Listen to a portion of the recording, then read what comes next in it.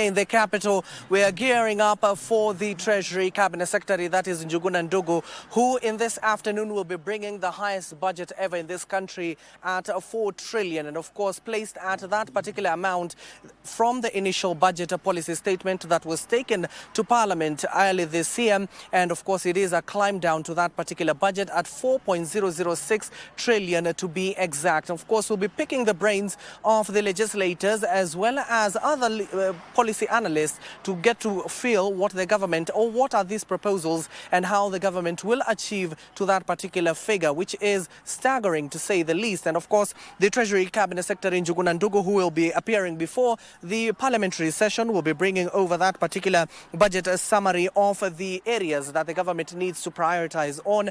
Just a quick rundown of the figures is that the office of the president will be receiving 5.1 billion shillings. The office of the deputy president, which was a hot discussion yesterday within the confines of the National Assembly, and that was led by none other than the majority leader, that is Kimani Ichung'wah. The office of the deputy president will be receiving 4.8 billion shillings to spend. State House in its entirety will be getting 9.5 billion shillings, with 275 million likewise approved for the cabinet, as well as cabinet affairs within the confines of the various ministries that are domiciled in this republic.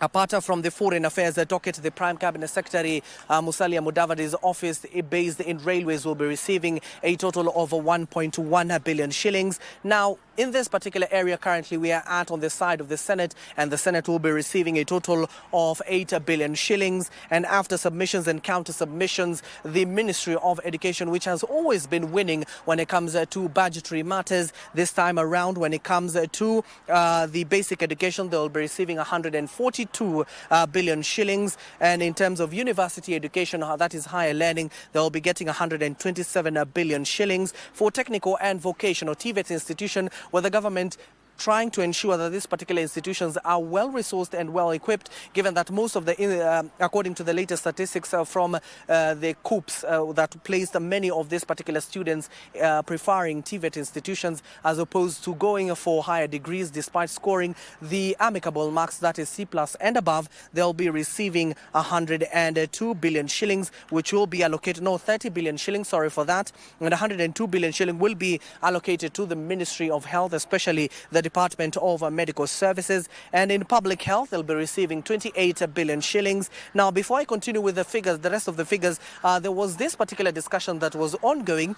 The questions was carried, of course, by many analysts. They were asking as to why the government has resorted to reducing figures of vital sectors such as the education, agriculture, as well as the health sector. Many were arguing that the reason as to why the budget was reduced in terms of it is expenditure. What they are reducing is expenditure, given that you know that the deficit we're about to incur in this particular budget will be over 700 billion shillings. That is a matter of wait and see, given that that will be able to be clogged back, or the hole will be filled by borrowing, especially domestically and internationally. And you remember what the government was talking about, Victor, is that they need to stop borrowing from international organizations such as the IMF and World Bank, so that we can be self-reliant and self-resourceful when it comes to collection of taxes. And this is the only way the government can be able to sustain and collect their revenues at the same time. You do know that the hot potato, that is the Finance Bill 2024, that the public hearings concluded early on Monday. And of course, we saw on Tuesday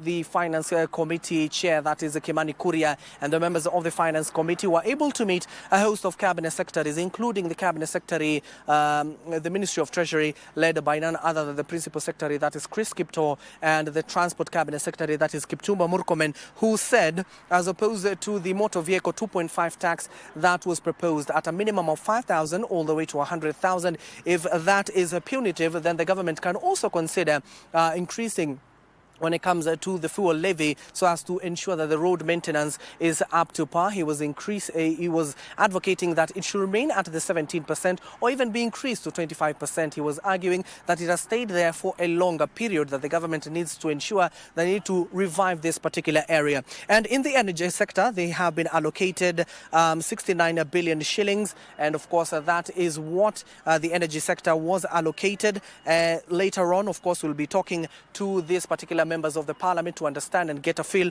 on why some of these measures were considered from the Treasury. And the finance bill itself, going back there, given that it will be those revenues that they will be trying to get those particular monies that they have estimated and allocated to those particular areas. And of course, this is the current situation in Parliament buildings. Security is top notch. We can ascertain that the security is on gear. The preparations are ready. And once the Treasury Cabinet Secretary, that is Professor Njuguna Ndung'u, will be arriving here in Parliament buildings in the afternoon thereabout, revealing the estimations, the true estimations of the government.